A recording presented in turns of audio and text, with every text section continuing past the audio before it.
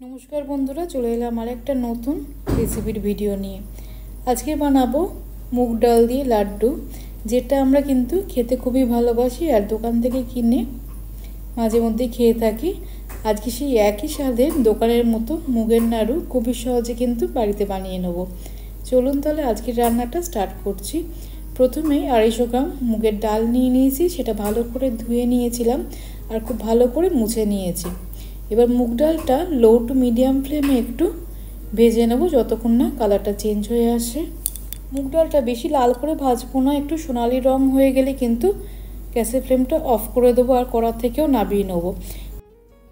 কড়াটা যেহেতু গরম থাকবে বেশিক্ষণ কড়ার মধ্যে ডালটা রাখলে কিন্তু ডালটা লালচে রং হয়ে যাবে, তাই জন্য যখন ডালটা ভাজা হয়ে যাবে তখনই কড়া থেকে নামিয়ে নেব।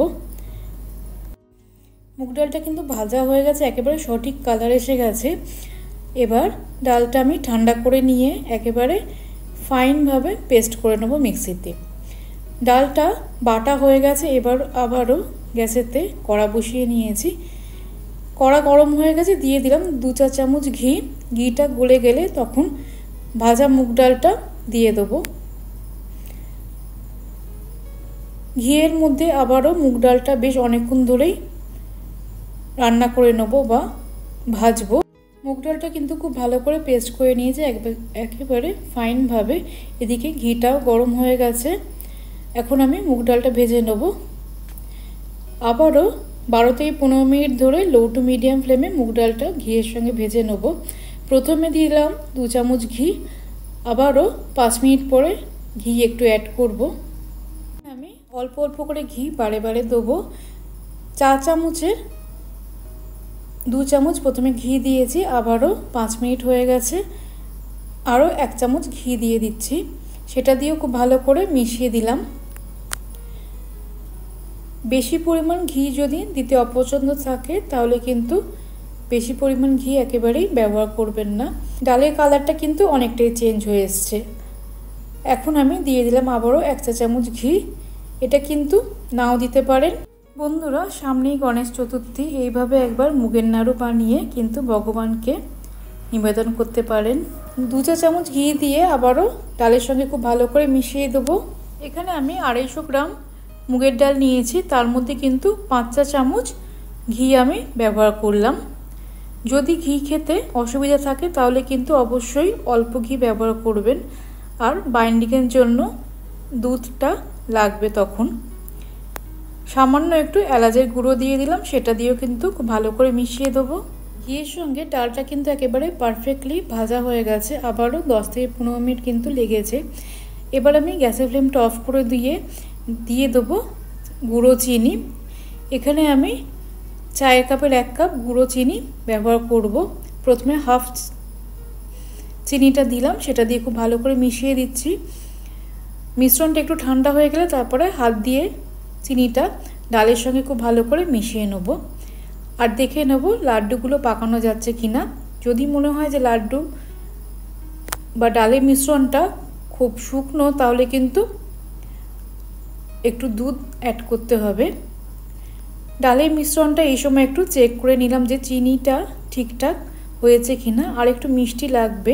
একেবারেই মিষ্টিটা কম লাগছিল বলে পুরো চিনিটাই দিয়ে দিলাম, আর তার সঙ্গে একটু এলাচের গুঁড়োটাও কম লাগছিল বলে সেটাও দিয়ে দিলাম। প্রথমে আমি 1/4 চা চামচ এলাচের গুঁড়ো দিয়েছি, আবারও আরেকটু দিয়ে দিলাম 1 পিঞ্চের মতো। লাড্ডুগুলো এবার বানিয়ে নেব, দেখে নেব যে মিশ্রণটা ঠিকঠাক হয়েছে কিনা।